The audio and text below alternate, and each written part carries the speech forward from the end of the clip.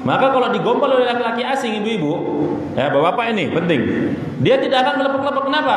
Karena bapaknya sudah lebih dulu memuji dia, nggak ngaruh. Tapi kalau bapaknya nggak pernah muji dia, bagi kasar sama anak perempuan usia 11 sampai 14 tahun, kasar, nggak pernah dipuji anaknya, anak perempuannya nggak pernah diapakan gitu kan.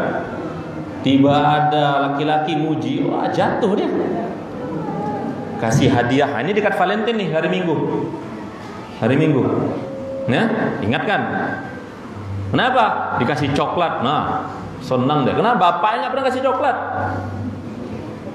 Ini betul seperti itu. Makanya faktanya seperti itu di lapangan. Kenapa anak perempuan rentan terjerumus kemudian dihamili? Karena jauh, nggak dekat sama bapaknya, nggak dapat kasih sayang dari bapak. Sehingga kalau ada laki-laki yang ingin mengapakan dia, nggak ngaruh. Hello, bapak gue udah duluan muji gue. Dia gitu. Bapak gue udah duluan ngasih gue hadiah. Lo siapa? Tapi kalau bapaknya nggak pernah, sebaliknya kalau laki-laki nggak dekat sama ibunya di usia ini, dia akan nanti muncul menjadi pribadi yang kasar, tidak menghargai perempuan, playboy. Ya, kenapa? Ya seperti itu. Karena dia nggak akan mengerti seorang wanita. Kenapa? Tidak dekat sama ibunya usia 11 sampai 14 tahun. Ingat ini ya. Nanti saya tanya nanti. Kalau nggak ingat nggak boleh pulang. Usia 15 tahun Ustaz. Kalau kata para pakar, usia 15 tahun ke atas, anak kita bukan anak kita lagi. Artinya apa? Tinggal kita membersamai dia, tinggal mengarahkan dia. Makanya sesuai dengan kata Ali bin Abi Thalib. Ketika kecil, malikuhum, anak itu seperti raja. Ketika mulai dari usia 7 atau 10 sampai balik, adibuhum, mulai disiplin, mulai ta'dib, mulai keras, mulai tegas, mulai disiplin. Dari balik sampai dewasa, rofikuhum, seperti siapa? Teman, sahabat. Makanya kalau anak sudah balik, kalau kita masih anggap seperti anak kecil, gawat. Ya, anak sudah balik, sudah puber, masih dianggap seperti anak kecil, ini akan rusak. Anak itu akan rusak. Ya, makanya setelah dikatakan setelah 14 tahun anak itu sudah balik, jangan lagi anggap itu anak kita. Maksudnya bukan gak ada yang anak kita, tapi jangan lagi dibuat seperti sebelumnya. Lebih banyak membersamai, lebih banyak solusi, bincang, diskusi. Bukan lagi harus begini, tapi diberikan pemahaman, diberikan gambaran yang jelas, kemudian dimintai apa pendapat dia. Jadi anak itu akan sinkron dengan orang tuanya. Makanya hari ini banyak anak-anak bermasalah di luar karena sama orang tuanya nggak sinkron. Taunya di rumah dimarahin, dipukul segala macam. Di rumah seperti itu aja. Akhirnya dia mendapatkan pengarahan dari luar. Itu rusak anak itu. Gitu Pak ya. Nah itu sekilas tentang tadi 0 sampai 2 tahun, 3 sampai 6 tahun, 7 sampai 10 tahun, 11 sampai 14 tahun. Pilar yang ketiga, memisahkan tempat tidur anak. Nabi bersabda, perintahkan muru auladakum bis-shalah wa hum abna sab'a sinin wadribuhum asyra wa fariqu bainahum fil madaji. Perintahkan anak kalian untuk salat umur 7 tahun. Pukul mereka jika enggan mengerjakannya ketika mereka 10 tahun, serta pisahkan tempat tidur mereka. Perhatikan, pisahkan tempat tidur ini bukan berarti antara laki-laki dan perempuan. Kalau antara anak laki-laki dan perempuan itu dari kecil sudah harus dipisah. Bukan 10 tahun baru dipisah. Maksud pisahkan sini apa? Antara anak yang sejenis. Kalau sama-sama laki-laki jangan lagi. Contoh, tidur satu selimut, satu bantal. Kecuali tempat tidurnya besar, selimutnya masing-masing nggak apa-apa. Atau bahkan kalau memang kita punya kemampuan masing-masing punya tempat tidur, itu lebih bagus. Ya, itu lebih bagus. Jadi maksud pisahkan di antara mereka, antara mereka di tempat tidur, itu maksudnya apa? Antara laki-laki sama laki-laki. Kalau anak kita laki-laki dua-dua ya mulai tidurnya berjauhan. Kalau masih kecil sebelum 10 tahun satu selimut ya mungkin nggak masalah. Tapi kalau sudah 10 tahun nggak boleh lagi satu selimut. Ingat ya, ini bukan laki-laki dan perempuan. Kalau laki-laki dan perempuan dari kecil memang sudah harus dipisah. Ketika dia sudah tidur lagi sama orang tuanya umur 5 tahun ya janganlah. perempuan kamarnya sendiri, anak laki-laki kamarnya sendiri, anak perempuan kamarnya sendiri. Nggak punya kamar, Ustaz, kamar satu. Udah, anak laki-laki suruh tidur ruang tamu. Jangan alasan karena nggak punya kamar. Ini banyak sekarang terjadi karena nggak punya kamar lah apa. Udah buat sekat. Pokoknya dipisah. Jangan nanti kalau anak kita sudah rusak, sudah menyimpang seksualitasnya baru menyesal. Dulu alasannya hanya karena nggak ada kamar lah, kamar cuma satu lah. Buat sekat, nggak apa-apa. Lebih bagus anak itu sepit-sepitan tidur karena ruangannya yang kecil daripada tidurnya bercampur. Gitu ya Bapak Ibu ya. Nah, jadi pilar ketiga memisahkan tempat tidur antara anak. Kemudian pilar yang keempat, tidur berbaring di sisi kanan dan tidak telungkup. Nah, ini penting. Satu sisi itu sunnah Rasulullah. Dari sisi kesehatan itu akan lebih sehat. Nah, ternyata tidur samping miring kanan itu juga itu ternyata mengatur libido. Jadi kalau tidur telungkup, nah tahu sendirilah kalau tidur telungkup itu kayak mana. Ini kalau anak, khususnya laki-laki kalau sudah tidur telungkup itu berarti sudah minta dinikahkan itu. Kalau ulama dulu, ulama satu ada yang seperti itu. Anaknya kalau sudah tidur telungkup, udah tuh dinikahkan. Carikan jodohnya. Ya, santri-santri ini kalau saya lihat ada yang mau tidur telungkup nanti saya telepon orang tuanya, saya nikahkan aja. Apalagi yang lajang-lajang ini, yang masih jomblo-jomblo ini, ya, abang-abang kita ini.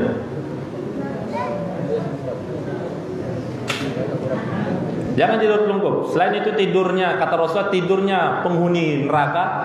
Ternyata dari sisi kesehatan juga nggak sehat. Tidur yang paling sehat itu berbaring sebelah kanan atau berbaring sebelah kiri pun boleh lah. Penting berbaring, tidak telentang, tidak telungkup.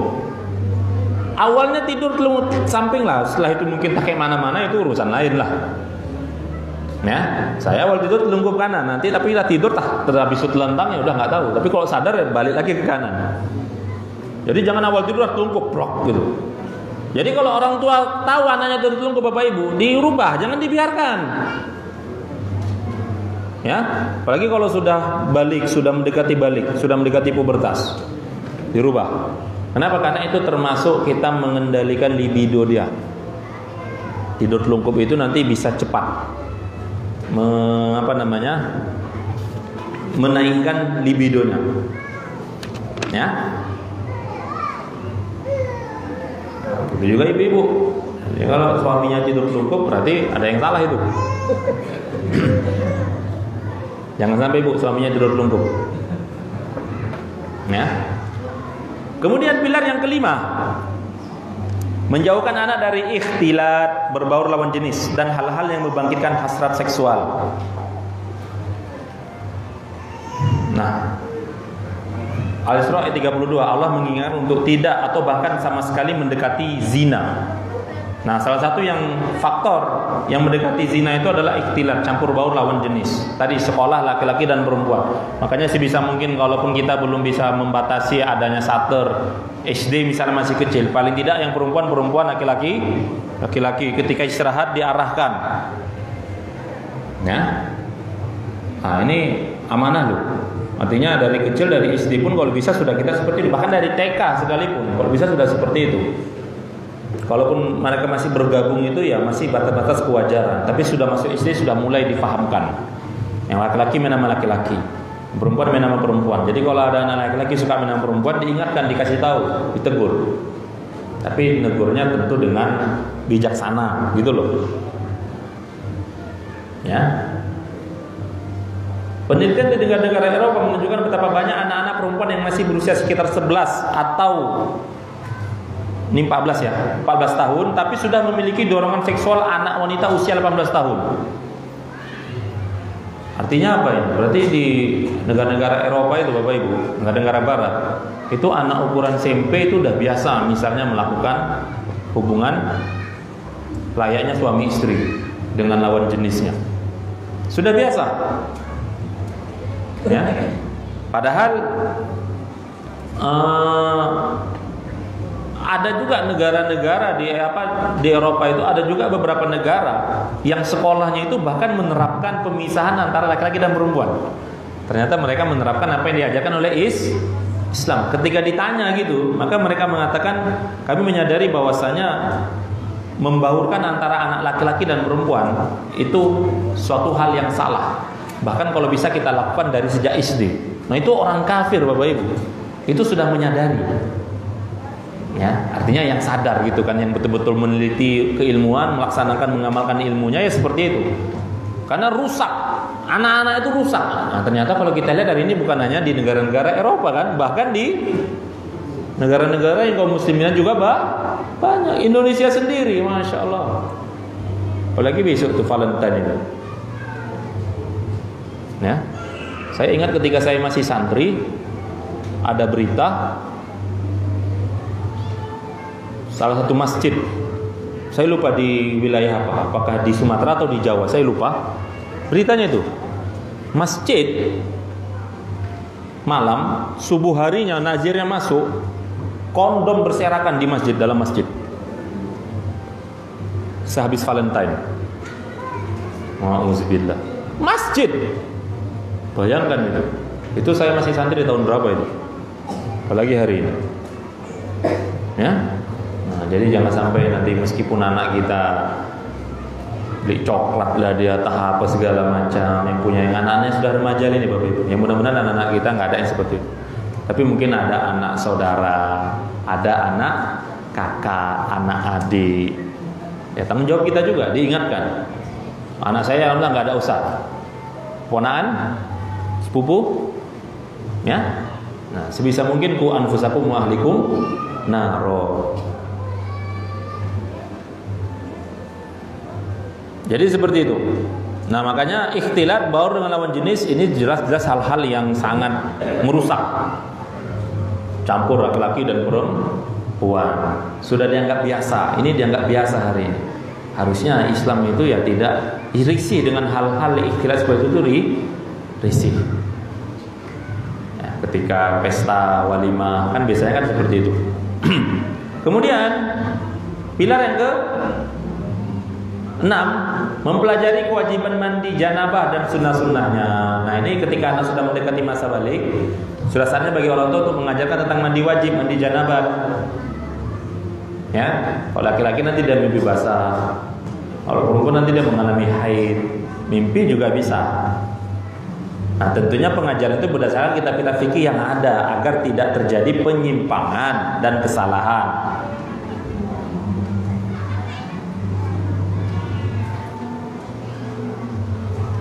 Ya, nah itu harus dijelaskan. Harus dijelaskan.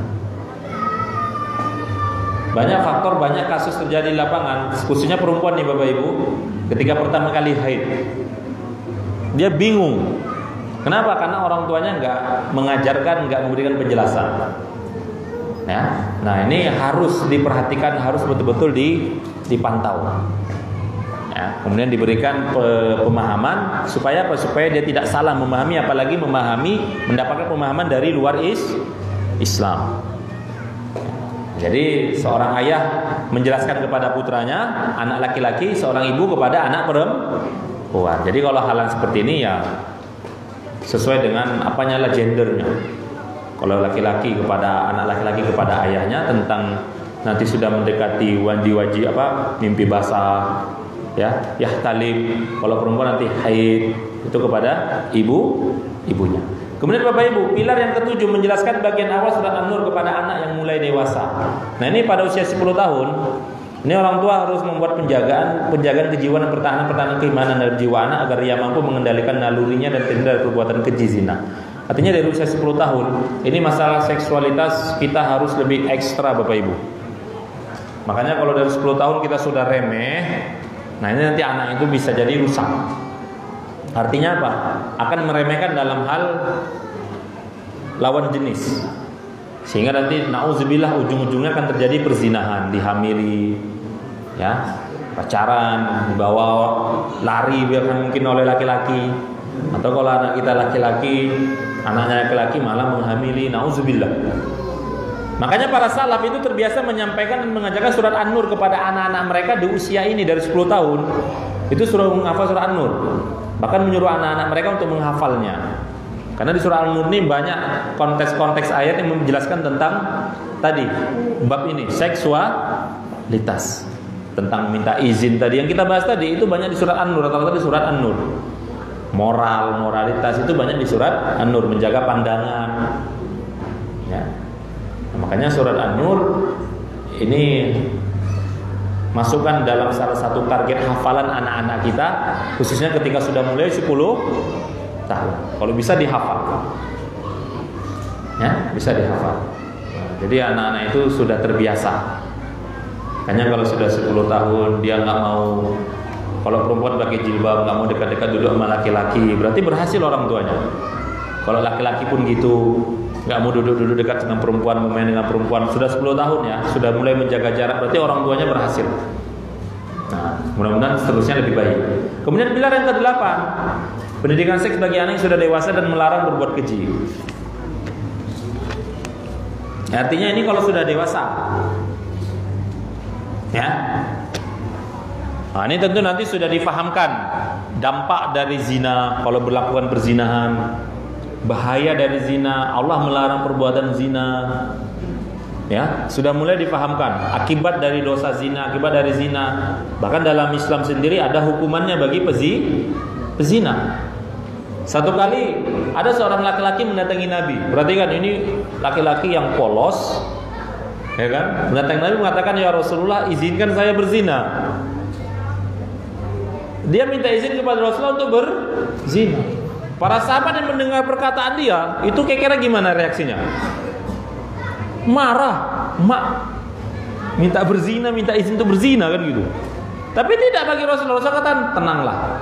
Rasulullah menghadapinya dengan tenang, kemudian bertanya kepada laki-laki tadi, bagaimana jika hal itu menimpa ibumu?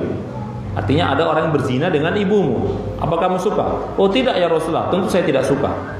Dan Allah menjadikanku tebusanmu. Maka begitulah orang lain tidak akan suka jika itu menimpa ibu mereka. Bagaimana kalau itu tertimpa kepada adik perempuanmu, kepada saudara perempuanmu? Apakah engkau suka? Oh tidak ya Rasulullah. Ditanya terus, yang menimpa kepada keluarga perempuannya lah. Maka kata Rasulullah, maka begitulah orang tidak akan suka jika perzinahan itu tertimpa kepada saudara perempuannya, kepada bibi perempuannya, segala macam. Sampai akhir Rasulullah doakan laki-laki tadi, dipegang dadanya dan mengatakan, ya Allah, lindungilah dia dan bersihkanlah hatinya dari keinginan syahwat untuk berzina. Setelah itu ternyata laki-laki tadi, bapak dan ibu, tidak pernah lagi terdorong keinginan untuk berzina. Insyaallah. Ya. Nah, makanya ada kisah yang apa kan? Ada orang yang masuk Islam tapi masih doyan berzina. Saya mau masuk Islam, tapi dalam Islam nggak boleh berzina. Saya masuk Islam tapi harus boleh berzina. Udah masuk Islam aja dulu. Setelah masuk Islam, kalau kamu berzina, cambuk. Kalau masih lajang, cambuk. Kalau sudah menikah, rajam sampai mati. Kalau kamu keluar dari Islam, potong lehermu, bunuh. Bingung deh pak, si malakama mau berzina kena rajam, murtad dibunuh juga. Akhirnya taubatlah. Nah, ini mana tahu antum punya pengalaman seperti itu. Tapi kan itu bisa dilakukan kalau hukum Islam tegak. Jadi kalau sekarang suka sama suka aman, zina gitu kan, suka sama suka aman, itu nggak melanggar apa. Ya yang kemarin viral video apa tuh 19 detik itu kan, sampai sekarang aman-aman aja. Masya Allah. Ya. Artis menyebarkan video pornonya, aman. Alasannya ada anak punya anak usia 4 tahun. Satu sisi ada seorang ibu yang ketahuan mencuri apa? Karena punya anak berapa bulan, anaknya pun dibawa ke penjara. Memang hukuman itu untuk orang bawah, Pak. Pilar ke-9 terakhir, pernikahan dini. Nah, ini kebanyakan orang memandang negatif terhadap pernikahan dini, padahal bisa menjadi solusi bagi anak yang sudah balik untuk menghindarkan dari perbuatan zina. Saya sering katakan gini Bapak dan Ibu, seandainya mungkin anak kita belum punya pekerjaan yang tetap, tapi kecenderungannya kepada lawan jenis itu sangat parah, bahkan mungkin dia sudah punya cewek, sudah dibawa kemana-mana, itu bagusan apa? Dinikahkan aja lah. Belum punya apa Ustaz, sambil nikah nanti diajarkan, diarahkan untuk mencari nafkah. Jangan, biar aja tahankan, tiba-tiba nanti sudah berisi perut anak gadis orang. Ya. Jadi lebih bagus kita menambah, kita yang ngasih makan, kita tambah piring yang ngasih dia makan, daripada nanti kita harus menanggung malu karena dia berbuat zina. Tapi kalau masih bisa diarahkan, makanya kata Nabi bagi para pemuda apa? Ya masyarakat syabab, man istata'a minkum ba'ah fal yatazawwaj. Siapa yang sudah punya kemampuan maka menikahlah. Fa illam tastati', maka kalau belum sanggup maka berpuasa. Jadi kalau masih lajang, belum menikah, ya antara dua, dia nikah atau puasa. Nikah atau puasa. Kalau belum nikah, tak nikah tapi juga tak puasa. Nah, ini curiga kita. Bisa jadi curiga kan? Antara apakah dia memang tak punya hasrat kepada perempuan, atau yang kedua apa? Ya, sudah terbiasa melakukan seks luar nikah. Naudzubillah. Ustaz, saya iringi dengan hal yang lain, nggak bisa. Itu dorongan libido itu akan terus memuncak. Makanya kalau kita paham anak kita ini nggak bisa. Makanya saya katakan para ulama yang lihat anaknya, anak lajangnya sudah suka tidur tengkurap gitu kan, udah nikahkan aja lah. Nikahkan aja. Nah, berkaitan dengan pernikahan dini ini, itu seperti itu. Mungkin yang di masyarakat kita dianggap anak itu belum mapan gitu ya, belum punya pekerjaan, masih kita ngasih makannya, oh sudah nikah, Ustaz gimana? Kalau dia sudah mapan itu lebih bagus memang. Ya. Tapi kalaupun dia belum punya pekerjaan, belum punya penghasilan, nggak ada masalah, diapakan aja, dinikahkan. Bagusan kita nambah satu piring untuk ngasih makan menantu kita, Bapak Ibu. Daripada nanti kita menanggung malu, seterusnya. Terus bagaimana Ustaz kalau menikahi anak yang masih kecil? Boleh nggak? Boleh. Nggak ada larangan. Misalnya bapak-bapak menikahi anak bahkan yang belum balik, anak perempuan yang belum balik, boleh. Nikahnya boleh. Tapi nanti kalau melakukan hubungannya itu yang harus diperhatikan, belum boleh sampai dia sanggup, sampai dia mampu. Jadi sekadar melakukan hubungan pernikahan saja, nggak ada masalah. Ya, menikahi anak kecil itu secara umum boleh. Nah, cuman kan maslahatnya nanti dilihat apa. Umar bin Khattab pernah melamar anak Ali bin Abi Thalib, padahal anak masih kecil. Kenapa Umar lamar anaknya? Apakah karena hasrat seksual? Tidak. Karena ingin menyambung kekerabatan dengan ahlul bait. Bukan karena dorongan seksualnya. Masih kecil. Ummu Kulsum bin Abi Thalib. Anaknya Ummu Kulsum bin Ali bin Abi Thalib. Anaknya Ali bin Kata Umar, aku menikahinya bukan karena hasrat seksualitasku, tapi supaya kekerabatanku dengan Nabi lebih dekat. Padahal Umar sudah dekat belum dengan Nabi, kerabatnya? Sudah kan? Mertua Nabi. Tapi Umar belum puas. Menikah lagi dengan cucunya Nabi. Ummu Kulsum berarti cucunya Nabi kan? Anaknya Ali. Supaya lebih dekat. Nah, tujuannya bukan sekadar untuk hubungan suami istri, bukan seksualitas, bukan jimanya, tapi kekerabatan. Nah, makanya tidak ada sah saja, tidak larang menikahi anak perempuan masih kecil. Dalil surah At-Thalaq nanti Pak buka ayat 4. Wanita yang belum haid atau wanita yang sudah tidak haid. Nah, situ ditafsirkan oleh Sa'di, yang belum haid berarti yang belum balik. Yang tidak haid lagi berarti yang sudah monopaus. Nah, berarti dari ayat itu diambil mafhum mukhalafahnya, berarti anak yang masih kecil, anak perempuan masih kecil itu boleh dinikahi. Dan itu tidak harus tanpa izinnya, tapi syaratnya harus bapaknya yang menikahkan. Ya, harus bapaknya menikahkan. Cuma nanti masalah tinggal serumah, nah itu belum lah. Karena dia masih kecil. Gitu ya. Kemudian yang terakhir Bapak dan Ibu, penutup tanda-tanda balik dalam syariat. khususnya dari nas yang ada hanya 2 saja tanda balik itu. Mimpi basah, surah An-Nur 59, tumbuhnya rambut kemaluan. Nanti yang lain-lain itu ya sifatnya apa ya? Fleksibel. Contoh kalau laki-laki apa? Mulai keluar apa? Sifat fisiknya, jakunnya, ya kan? Ada yang keluar, ada juga yang enggak itu. Jadi enggak jadi jaminan. Tapi kalau 2 ini, ini menjadi apa namanya? Indikasi asli seseorang itu udah balik. Mimpi basah, tumbuh rambut kemaluan. Dalilnya apa? Suatu kali Rasulullah pernah sehabis perang, ya kan, menawan satu kaum. Kemudian Rasulullah mengatakan siapa saja yang sudah pernah mimpi basah atau telah tumbuh rambut kemaluannya maka dibunuh. Sedangkan yang belum maka dibiarkan. Artinya ketika mendapati orang-orang kafir itu diperiksa siapa yang sudah balik. Kalau mimpi basah bisa bohong dia kan? Oh belum, padahal udah bisa bohong. Maka dilihat rambut kemaluannya sudah tumbuh, bunuh.